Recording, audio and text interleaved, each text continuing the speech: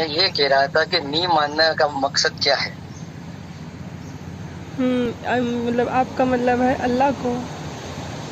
हाँ तो अच्छा, तो आप ये बताइए कि मानने का मकसद क्या है? क्या वजह है वो जिससे हम अल्लाह को मानें? अगर हम ये देखें कि दया की दृष्टि से, दृष्टि मतलब समझते हो नज़रिया, हाँ हाँ है ना? मैं हिंदी अधिक बोलती हूँ, तो अगर आपको लगे कि आपकी मेरी कोई लैंग्वेज की भाषा जो है, शब्द जो है वो समझ नहीं आ रही, तो बोलो, मैं उसको उर्दू ट्रांसलेट कर दूँगी, ठीक है? ठीक है। क्योंकि मुझे उर्दू भी अच्छी से आती है, हिंदी भी आती है, लेकिन उर्दू ज़्यादा यूज़ नहीं करती क्योंकि मुझे उर्दू खासा पसंद नहीं है, मुझे हिंदी ज़्यादा अच्छा लगता है। अच्छी बात है। हाँ, तो मैं ये बोल रही थी कि अगर हम दया की दृष्टि से देखें, नज़रिए से देखें कि अल्लाह को खुदा माने, तो वो भी नहीं मान सकते। क्यों? अगर अल्लाह खुदा है तो वो सब में समानता होना चाहिए, उसका दया चरिंद परिंद, जो ये पेड़ पौधे वृक्ष हैं, इन सब में हमारा जो अल्लाह है, खुदा है, उसका समान होना चाहिए। लेकिन ऐसा नहीं है। कुरान में जो आयतें हैं उनमें आपको कुर्बानी के लिए कैसा जानवर होना चाहिए उसका तफसीर है, उसकी बातें आपको बताई जाती हैं। अब वो बताते हैं कि ऐसा हाँ खुर होना चाहिए, ऐसा कलर होना चाहिए, अधमरी नहीं होनी चाहिए। कुर्बान करने के लिए जो जानवर होते हैं उनके बारे में बताते हैं कि वो पहले से उसके घाव वाव नहीं होना चाहिए, मतलब कि वो अच्छा मोटी ताज़ी होनी चाहिए। ये मतलब कौन? ये है कि हाँ कुर्बानी करने के लिए तंदुरुस्त होना चाहिए, हाँ। बीमार नहीं होना चाहिए। और ये तो बैन कौन? कलर का तो अंदर जिक्र नहीं है ना? मतलब कलर, मतलब कि दिखने में अच्छी लगे, मैं उस नज़रिए से बोल रही हाँ हूँ, मेरे माने वो हाँ, था। दिखने में अच्छा लगे ताकि हाँ उसकी कुर्बानी हो। हाँ। तो ये देखिए, ये बोल कौन रहा है? ये अल्लाह बोला, वो जिसने दुनिया को रचा है, जो सृष्टि का हाँ रचयिता है। तो बेशक। अगर वो रचयिता है तो जैसे, अब देखो मैं एक चीज़ आपको समझाती हूँ एग्जांपल से। आप हो, आपने अपने घर में आपके जो बच्चे हैं, आपने बच्चे जो हैं आपके, तो दो लड़के काले हैं, एक लड़का गोरा है, ठीक है? और एक लड़का जो है वो बात नहीं कर सकता, वो अपंग है। अपंग मतलब कि विकलांग, है ना? उसके मुख में कुछ प्रॉब्लम तो वो बोल नहीं सकता, लेकिन उसके अंदर भी प्राण है, जीवन है, वो भी पीड़ा को महसूस कर सकता है। अब क्या अपने दूसरे बच्चों को बोल दोगे कि अब वो बच्चा जो बोल नहीं सकता, बात नहीं कर सकता, उसको काट दो या कुर्बानी दे दो? हमारे लिए वो जानवर नहीं, है, लेकिन वो जो रचयिता है उसके लिए वो जानवर नहीं है, वो उसके लिए मखलूक है, क्योंकि वो तो सबसे प्यार हाँ करता है। तो जब सबसे प्यार करता है बेशक। तो उस जानवर से क्यों प्यार नहीं करता? क्यों? क्योंकि जैसे आप अपने बेटे को दूसरे बेटे को मारने के लिए नहीं कह सकते कि एक बेटे को दूसरे बेटे को मार दो, वैसे ही उस खुदा को भी नहीं बोलना चाहिए। अगर वो बोलता है इसका मतलब ये है कि उसके अंदर दया नहीं है, और जिसके अंदर दया नहीं वो कैसे खुदा हो सकता है? हमने सुना ना कि दया की बात ही कहाँ है ना? अर्रहमान रहीम, कि वो रहमान है, रहीम है, रहम करने वाला है। अगर कोई बंदा किसी बंदे को काटने के लिए बोले तो क्या वो रहम है? क्या वो दया है? आप खुद सोचिए। आप इतने दिन से इस्लाम को फॉलो कर रहे हो, आपने भी कई बार अल्लाह के 100 नामों में से बहुत सारे नाम को लिया होगा कि वो रहमान है, रहीम है, दया करने वाला है। हाँ तो क्या सही है। आपको लगता है कि वो दया करने वाला दयालु है? भाई दयालु तो है ना, बेशक, उसमें कोई शक की गुंजाइश नहीं है ना। कैसे दयालु है, मुझे बताओ। ऐसे क्या, कौन सा दया का काम किया उन्होंने? बहुत से ऐसे काम है। चलिए मैं आपको कहती हूँ, अगर आपने ये साबित कर दिया कि अल्लाह दयालु है, मैं कसम खाती हूँ हाँ अपने अम्मी अब्बा की, मैं अभी तुरंत कलमा पढ़ के इस्लाम कबूल कर लूँगी। सिर्फ ये बताइए कि दया कहाँ दिखाई देता है? तो दया के आप एग्जाम्पल दो। मुसलिम नहीं हो? मैं हूँ मुस्लिम, लेकिन मैंने इस्लाम छोड़ रखा है। और आपके मम्मी पापा? हाँ, वो लोग मुस्लिम हैं। मतलब उन्होंने, वो इस्लाम से है वो, हम्म और आप नहीं हो, हम्म तो उनको पता है? ये उनको पता है नहीं पता है, ये हमारा मौजू नहीं है। हमारा विषय ये है, आप अल्लाह को दयालु सिद्ध करो, साबित करो अल्लाह को कि वो दयालु है।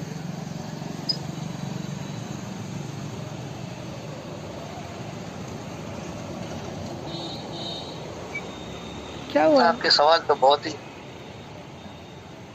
आपके लिए बहुत स्पेशल टाइम निकालना पड़ेगा मुझे। मैं बताती हूँ, अगर आप एक बिल्कुल फ्री लाख होकर। चौबीस हजार घंटे, दिवस, वर्ष, कल्प, इनका भी वक्त निकाल लेंगे ना, प्रकाश वर्ष की जो गति होती उस अगर आप 1000 साल का प्रकाश वर्ष का भी निकाल लेंगे ना, तो भी मेरे सवाल का जवाब नहीं दे सकते। क्यों? क्योंकि इसका कोई जवाब ही नहीं है। संसार को देखो, अगर हम ये कहें कि सृष्टि का रचयिता वो है, तो उससे बड़ा जालिम कोई नहीं हो सकता। जैसे देखिए, आप सांस लेते हैं, सांस छोड़ते हैं, आपके सांस लेने और छोड़ने से बहुत सारे सूक्ष्म जीव खत्म हो जाते हैं। आप नहाते हैं, अपने बॉडी को रगड़ते हैं, उसके रगड़ने से आपके शरीर में जो घर्षण होता है, उससे हमारे शरीर में अच्छे बैक्टीरियाज होते हैं, बुरे बैक्टीरियाज होते हैं, वो मर जाते हैं। आप जब भोजन पकाते हो, खाना, अब उसको खाते हो तो पचने में बहुत सारे जीव मर जाते हैं, पकाते वक्त बहुत सारे जीव मर जाते हैं। हर एक क्षण, हर एक पल हम लोग हिंसा कर रहे हैं।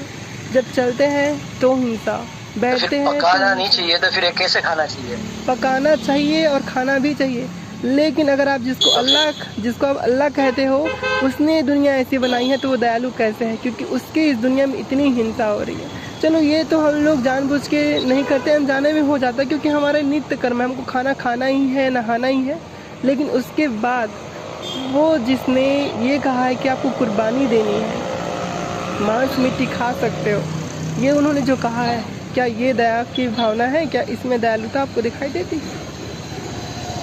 दया किसे कहते हैं? दया उसे कहते हैं जिसमें समस्त जीवों के लिए उत्तम विचार हो, हिंसा ना हो, उसे दया कहते हैं। दया का मायने होता है कि अगर आपके सामने कोई ऐसा जीव आ गया जो निरीह है, जो असमर्थ है, तो उस पर आप दया करो, उसका प्राण न लो।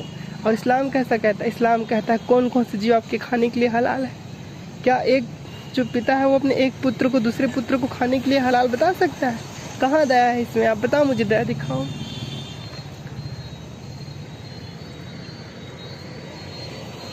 दयालु है ना वो? कहाँ दया दिखाओ मुझे, दुनिया में कहाँ दया दिखाई दे रहा है उसके?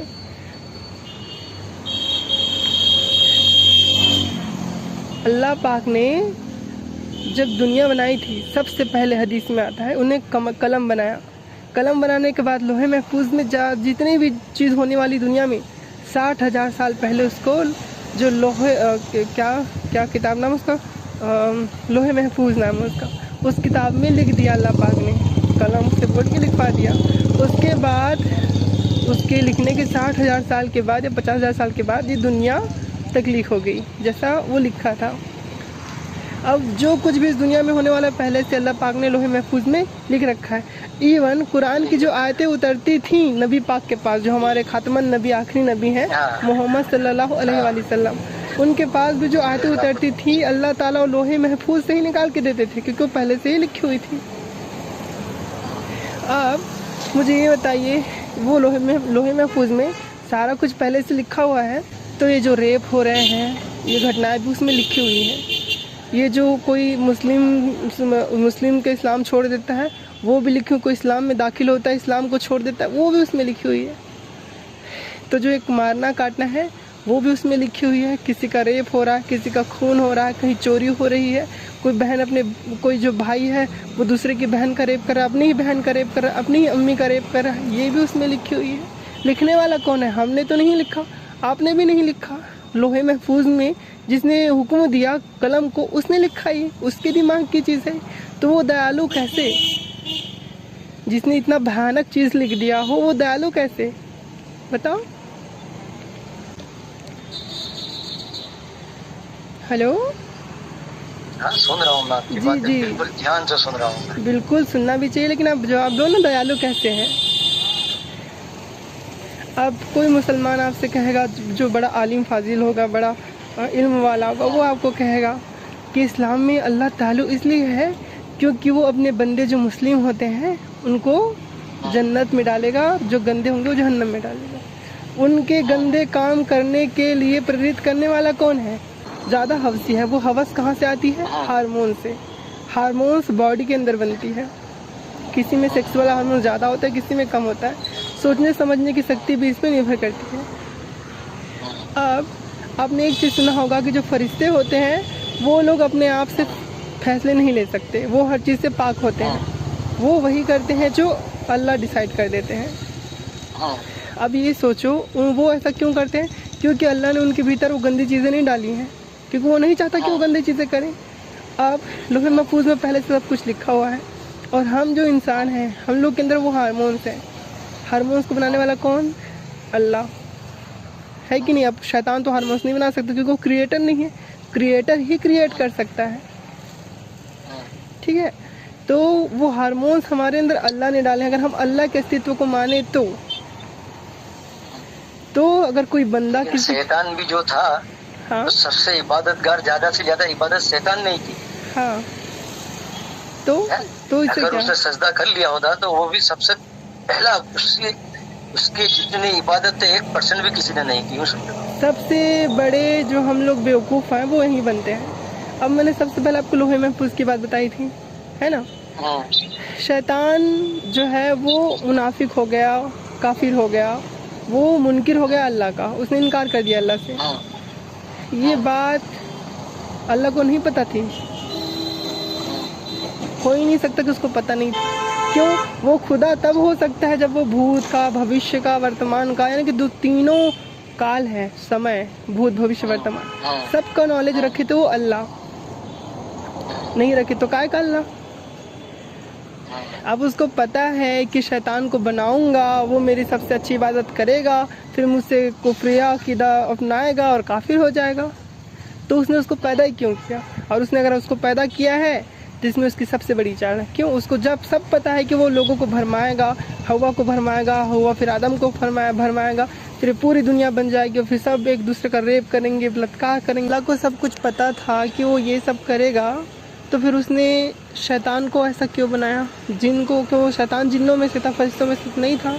तो अल्लाह उस एक बंदे को पैदाइश की जगह किसी और बंदे को पैदा कर देता, या उसकी किस्मत बदल देता, उसके जो प्रकृति नेचर है उसको बदल देता, अगर उसको पता है तो। लेकिन उसने अगर ऐसा किया है जानबूझ के, क्योंकि अल्लाह को सब पता होता है कि कौन पैदा होगा, वो क्या करेगा, कब मरेगा, सब कुछ। तो अगर उसने जानबूझ के ऐसा किया है कि शैतान ऐसा ऐसा करेगा, तो इससे बड़ा जालिम कोई नहीं हो सकता जो जानता है।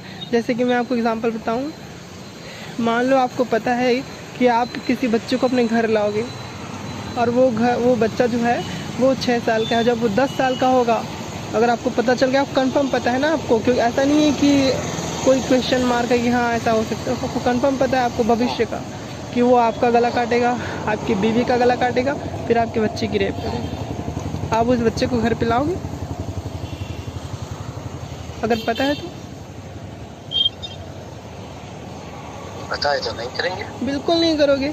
वैसे ही अगर वो अल्लाह दयालु है और वास्तविकता में असल में वो खुदा होता, तो वो क्यों शैतान को पैदा करता? उसको पता है ये मेरे बच्चों को बहलाएगा, फुसलाएगा, मेरी जो उम्मत है, जो मेरी बंदे हैं, बंदियां हैं, उनका रेप करवाएगा, उनको कत्ल। आप देखो एक बार नज़र घुमा के संसार में, ये दुनिया कैसी है। आपके आंखों से खून के आंसू रोएंगे। 6-6 साल की बच्चियों का रेप हो रहा है, 7-7 साल की लड़कियों का रेप हो रहा है, बूढ़ी औरतों का भी रेप हो रहा है। ये रेप क्यों हो रहा है? सब लोग कहते हैं शैतान की वजह से सब हो रहा है। शैतान को बनाने वाला कौन? उसके अंदर ये अकीदा फिट करने वाला कौन? आपने सुना होगा अल्लाह की मर्जी से एक पत्ता नहीं हिलता। तो शैतान ऐसे कैसे बन गया? उसके अंदर ये हार्मोन्स कहाँ से आ गए? ये विचार कहाँ से आए? सब अल्लाह ने दिया है। तो शैतान, सबसे बड़ा शैतान कौन हो? लेकिन अल्लाह ने तो दोनों चीजें दी ना, अच्छी भी दी है, बुरी भी दी है।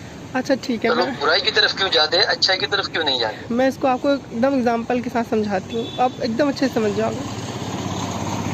मान लो एक लड़का है और एक लड़की है, आपने उनको एक रूम में बंद कर दिया और आपने उन्हें एक नोटिस दिया है कि दोनों अपनी इच्छा से ही आपस में सेक्स करोगे, कोई ज़बरदस्ती एक दूसरे का सेक्स नहीं करेगा। ठीक, आपने नोटिस दे दी। अब आप काम करते हो, लड़के के अंदर जो सेक्सुअल वाली जो वो होती है, जिसमें ज़्यादा आदमी सेक्स करने की वो करता है, प्रवृत्ति उसके अंदर जागृत होती है, वो वाला इंजेक्शन लगाते हैं उसके ऊपर, लड़के के ऊपर, फिर रूम में उसको छोड़ देते हैं। फिर आप क्या देखोगे, वो लड़का, उसको इंस्ट्रक्शन तो पता है कि मुझे जिस घर में जहाँ मैं रह रहा हूँ उसके मालिक ने कहा है कि मुझे रेप नहीं करना, लेकिन वो अपने नेचर से, अपने हार्मोन से वो प्रभावित हो करके उसके दबाव में उस लड़की का रेप करेगा और उसको वो सही लगेगा। किस वजह से? क्योंकि आपने उसके अंदर वो इंजेक्शन डाली है। वही हाल हम लोग का यहाँ पर है। अल्लाह ने कुरान में ये तो बोल दिया, मैं हालांकि ऐसे के अस्तित्व को नहीं मानती, लेकिन आप मानते हो इसलिए एग्जाम्पल दे रही हूँ। हालांकि अल्लाह ने सबको पैदा कर दिया, और उसने कुरान में और दीगर चीज़ों में ये भी कह दिया कि भाई आप लोग जो हैं वो ये जो रेप है ये मत करो, वो मत करो, बहुत सारी चीज़ें। हालांकि अल्लाह ने रेप करने को गलत नहीं ठहराया, मैं आपको बताऊंगी बाद में। तो वो ये सब बोल दिया, लेकिन क्या किया, ऐसे ऐसे मानसिकता वाले इंसानों को पैदा किया उसने जिसके अंदर के हार्मोन्स ऐसे हैं कि वो लड़की को देख के रेप करते हैं। ये करने वाला कौन? अल्लाह है। रेप करने का कहाँ पर लिखा है?